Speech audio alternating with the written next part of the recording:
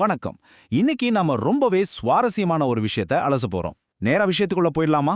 நாம இன்னைக்கு பார்க்க போறது பழங்கால புராணங்கள்ல ஆரம்பிச்சு நவீன விண்வெளி அறிவியல் வரைக்கும் நீண்டு கிடக்கிற ஒரு மாபெரும் பிரபஞ்ச ரகசியம். பல வருஷமா நமக்கு தெரிஞ்ச ஒரு கேள்விக்கு நாம இதுவரைக்கும் யோசிக்காத ஆழமான பதில்களை இந்த விளக்கப்பதிவுல பார்க்க போறோம். இதுதான் அந்த முக்கியமான கேள்வி.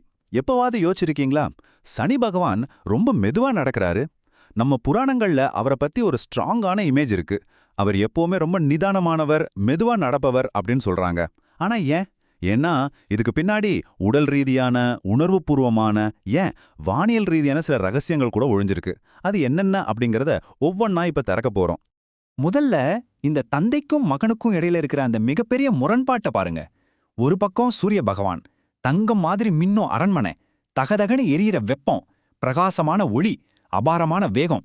ஆனா மறுபக்கம் சாயாதேவிக்கு பிறந்த அவரோட மகள் நம்ம சிறுவயது சனி, அடர் நீல நிற ஒளிரோட ஒரு அமைதியான குளிர்ந்த காட்டுல ஆழமான மௌனத்துல தியானம் பண்ணிட்டு இருக்காரு.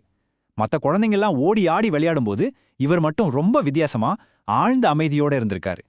சரி, இப்போ இந்த ரகசியத்தோட முதல் லேயரை பார்க்கலாம். அதாவது அவரோட உடம்புல நடந்த அந்த பெரிய தாக்கம். பிறக்கும்போதே அடர் நீல நிற ஒளியோட பறந்த அவரு சின்ன வயசுலயே ஒரு பெரிய ஆலமரத்துக்கு அடியில போய் அமைதியா தியானத்துல உட்காந்துட்டாரு. அப்புறம் வாலிப பருவத்துல பாத்தீங்கன்னா இமயமலையில மழையிலும் பனியிலும் சாப்பாடு தண்ணி கூட இல்லாம ரொம்ப ரொம்ப கடுமையான ஒரு தவத்தை பண்றாரு. அந்த தவத்தோட வெப்பம் தேவலோகத்தையே அதிர வச்சதுன்னு சொல்றாங்க. பல வருஷம் கழிச்சு அவர் கண் விழிச்சப்போ அந்த தவம் அவரோட உடம்ப பயங்கரமா பலவீனமாக்கிடுச்சு. குறிப்பா அவரோட கால்கள்ல ஏற்பட்ட கடுமையான வலியால தான் அவரோட நட நிரந்தரமா மெதுவானது. அவரோட மெதுவான நடைக்கு இதுதான் ரொம்ப நேரடியான பிசிக்கலான காரணம். தேவலோகமே அதிருதேன்னு பயந்து போன தேவர்கள் எல்லாம் நேரா சிவபெருமான் கிட்ட ஓடினாங்க. அப்போ தேவர்களோட பயத்தை பார்த்து சிவபெருமான் சிரிச்சுக்கிட்டே ஒரு விஷயம் சொல்றாரு. அவன் சாதாரணவன் அல்ல, உலகிற்கு கர்ம பலனை உணர்த்த பிறந்தவன் அப்படின்னு சொல்றாரு. அதாவது சனியோட அந்த பலவீனம் ஒரு குறையே கிடையாது, அது அவனோட மாபெரும் பிரபஞ்ச நோக்கத்துக்கான ஒரு தொடக்கம்னு அவர் புரிய வச்சாரு. இப்போ கதையோட இன்னும் கொஞ்சம் ஆழத்துக்கு போவோம். அந்த உணர்வுபூர்வமான காரணம், தந்தைக்கோ மகனுக்கோ நடந்த அந்த விஷயம். அந்த சீனை கொஞ்சம் கற்பனை பண்ணி பாருங்க. தேவலோகத்துல சூரியனோட பிரகாசமான அரண்மனை. அங்க தந்தைக்கும் மகனுக்கும் இடையில ஒரு கடுமையான வாக்குவாதம் நடக்குது. சின்ன வயசுல இருந்தே தன் தந்தையான சூரிய பகவானோட அன்பை முழுமையா பெறாதவர் சனி. சூரியனோட கோபத்தையும் வெப்பத்தையும் பார்த்து சனிக்குள்ள அந்த வலி அப்படியே மௌனமா உறைஞ்சு போயிருந்தது. ஒரு நாள் தன் மகனோட நடைய பார்த்து பொறுமை இழந்த சூரிய பகவான் ரொம்ப கோபமா ஒரு கேள்வி கேட்கிறாரு. ஏன் இவ்வளவு மெதுவாக நடக்கிறாய் அப்படின்னு. அந்த கோபமான கேள்விக்கு சனி பகவான் சொன்ன பதில் உண்மையிலே ரொம்ப ஆழமானது.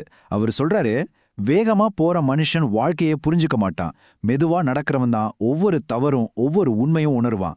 ஏன்னா வேகம்ங்கிறது பல நேரங்கள்ல குருட்டுத்தனமானது இல்லையா? வேகமா ஓடுறவங்களுக்கு அவங்க பண்ற தப்பு கண்ணுக்கே தெரியாது.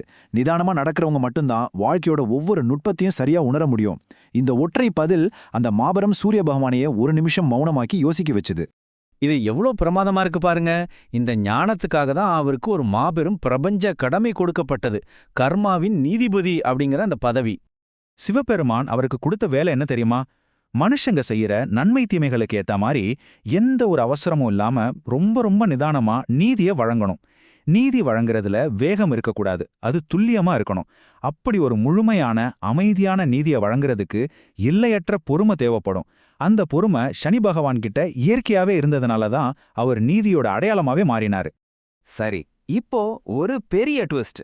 இந்த பண்டைய புராண கதை எப்படி நம்ம நவீன விண்வெளி அறிவியலோட இணைது அப்படிங்கிறத பார்க்கலாம். 29 ரை. இது வெறும் சாதாரண நம்பர் கிடையாதுங்க. இது விண்வெளியில நடக்கிற ஒரு மாபெரும் நடனத்தோட கால அளவு. ஆமா, நம்ம சூரிய குடும்பத்துல இருக்கிற சனி கிரகம், அதாவது சாட்டர்ன் சூரியனை ஒரு முறை முழுமையா சுத்தி வர்றதுக்கு எடுத்துக்கிற துல்லியமான வருஷங்களோட எண்ணிக்கை தான் இந்த 29 ரை. புராணம் எப்படி அறிவியலோட கைகோர்க்குது பாத்தீங்களா? நம்ம கதையில வர்ற அந்த கடவுளோட மெதுவான நட அப்படிங்கிறது விண்வெளியில இருக்கிற அந்த பிரம்மாண்டமான கிரகத்தோட உண்மையான சுழற்சியை அப்படியே கண்முன்னாடியே கொண்டு வருது. பாரம்பரிய ஜோதிடமா இருந்தாலும் சரி, நவீன அறிவியலா இருந்தாலும் சரி, சனியை ரொம்ப ரொம்ப மெதுவா நகரும் கிரகமா தான் பதிவு செஞ்சிருக்காங்க. அந்த மெதுவான சுழற்சியை தான் புராணங்கள்ல அவரோட நிதானமான நடையா உருவகப்படுத்தியிருக்காங்க. இது உண்மையிலேயே மனசுக்கு ரொம்ப ஆச்சரியமா இருக்குல்ல. இப்போ இந்த மொத்த கதையில இருந்தும் நம்ம கத்துக்க வேண்டிய முக்கியமான தத்துவங்கள் என்னன்னா, அவசரம் ஒருபோதும் வாழ்க்கையோட பாடங்களை நமக்கு கத்துக் கொடுக்காது. அதே மாதிரி பொறுமைங்கிறது ஒரு பலவீனம் இல்ல, அது ஒரு மாபெரும் சக்தி. நாம செய்யற செயல்களுக்கான பலன், அதாவது அந்த கர்மா வர்றதுக்கு தாமதமாகலாம், ஆனா அது ஒருபோதும் தப்பாது. அதனால நிதானமா செயல்பட்டாலும் அது நீதியானதா இருக்கணும். இதனால தான் மக்கள் சனி பகவான வெறும் பயத்தோட மட்டும் பார்க்கறது இல்ல, அவர் தர்ற அந்த ஆழமான நீதிக்காக அவரை ரொம்ப மரியாதையோடையும் கும்பிடுறாங்க. நாம இந்த விளக்கப்பதிவோட இறுதிக்கு வந்துட்டோம். இப்போ உங்களுக்கான கேள்வி இதுதான்: எதற்கெடுத்தாலும் வேகம், உடனே எல்லாம் கிடைக்கணும் அப்படின்னு வெறித்தனமா ஓடிக்கிட்டு இருக்கிற இந்த உலகத்துல நாம நிஜமாவே எதையாவது தவற விடுறாமா? சனி பகவானோட அந்த நிதானம் நமக்கு உணர்த்துற மாதிரி கொஞ்சம் மெதுவா பயணிக்க மறுக்கிறதால உங்க வாழ்க்கையோட எந்த முக்கியமான உண்மைகளை நீங்க இழந்துகிட்டு இருக்கீங்க? கொஞ்சம் பொறுமையா நிதானமா சிந்திச்சு பாருங்க. இந்த விளக்கப்பதிவு கண்டிப்பா உங்களுக்கு ஒரு புதிய பார்வையை தந்திருக்கும் நம்புறேன். ரொம்ப நன்றி.